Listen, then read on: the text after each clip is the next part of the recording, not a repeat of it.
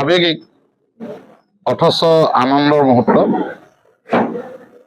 মই প্ৰথমে ধন্যবাদ জনাইছোঁ অসমৰ মাননীয় মুখ্যমন্ত্ৰী ডক্টৰ হিমন্ত বিশ্ব শৰ্মা ডাঙৰীয়া, ৰাজ্যিক সভাপতি দিলীপ শইকীয়া ডাঙৰীয়া, প্ৰাক্তন মুখ্যমন্ত্ৰী সৰ্বানন্দ সোণোৱাল ডাঙৰীয়া, আমাৰ মৰমৰ বিধায়ক জ্যেষ্ঠ নেতা মন্ত্ৰী যোগেন মোহন ডাঙৰীয়া, ৰাজ্যিক কেন্দ্ৰীয় মন্ত্ৰী পবিত্ৰ মাৰ্ঘেৰিটা, মাননীয় মন্ত্ৰী পীযুষ হাজৰিকা ডাঙৰীয়া প্ৰমুখ্যে ৰাজ্যিক নেতৃবৃন্দ, ৰাষ্ট্ৰীয় নেতৃত্ব, আমাৰ জিলা সভানেত্ৰী নিতুমণি প্ৰধান ডাঙৰীয়ানী, আমাৰ লক্ষীনাথ তাছা, চৰাইদেউ জিলাৰ যিসকল জ্যেষ্ঠ নেতৃবৃন্দ, মই সকলোকে ধন্যবাদ জনাইছোঁ। যিসকলৰ আশীৰ্বাদ, সহযোগ আৰু মোৰ প্ৰতি থকা আস্থা আৰু বিশ্বাসৰ বাবে মই আজি ভাৰতীয় জনতা পাৰ্টীৰ প্ৰাৰ্থী হ'বলৈ সক্ষম হৈছোঁ।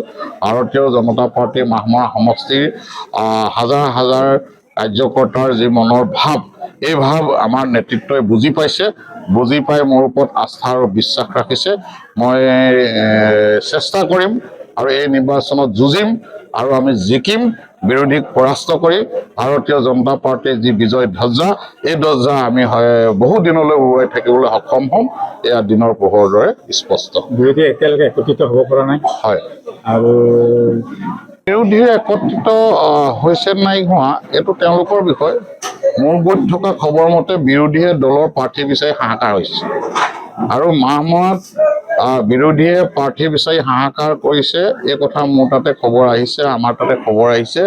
আমি গুৱাহাটীলৈ বাছত যেতিয়া চিটি বাছত গুৱাহাটীত উঠোঁ, তেতিয়া বাছৰ পইচাৰে কয় এই উজান বজাৰ, ভৰলু, আদাবাৰী এনেকৈ চিঞৰে যে।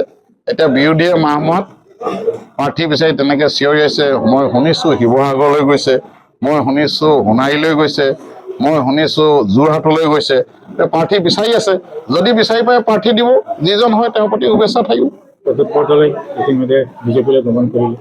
অসম আৰু অসমীয়াৰ প্ৰতি যাৰ প্ৰকৃত মৰম থাকিব, স্নেহ থাকিব, আদৰ থাকিব, স্বাভিমানী অসমীয়া কোনো কংগ্ৰেছ পাৰ্টীত থাকিব নোৱাৰে। আৰু কোনো অসম আৰু অসমীয়াক ভাল পোৱা, প্ৰকৃতাৰ্থত ভাল পালে তেওঁ কেতিয়াও কংগ্ৰেছ দলত থাকিব নোৱাৰে। তেওঁ বিজেপিত অহাৰ বাহিৰে কোনো গত্যন্তৰ নাই। সমষ্টিবাসী ৰাইজক এইটোৱে আহ্বান জনাম যে আমাৰ মাননীয় মন্ত্ৰী যোগেন মোহন ডাঙৰীয়াৰ নেতৃত্বত উন্নয়ন আৰু বিকাশৰ যাত্ৰাটো যোৱা 10 বছৰত মাহমৰা সমষ্টিত আৰম্ভ হৈছে আৰু এই উন্নয়ন আৰু বিকাশৰ যি যাত্ৰা, এই যাত্ৰা ত্বৰান্বিত কৰি আগুৱাই নিয়াৰ কাৰণে মাহমৰাবাসীৰ সহায় সহযোগ কামনা কৰিছোঁ। যিকোনো খবৰৰ বাবে যোগাযোগ কৰক আমাৰ এই নম্বৰত 9181 307 221।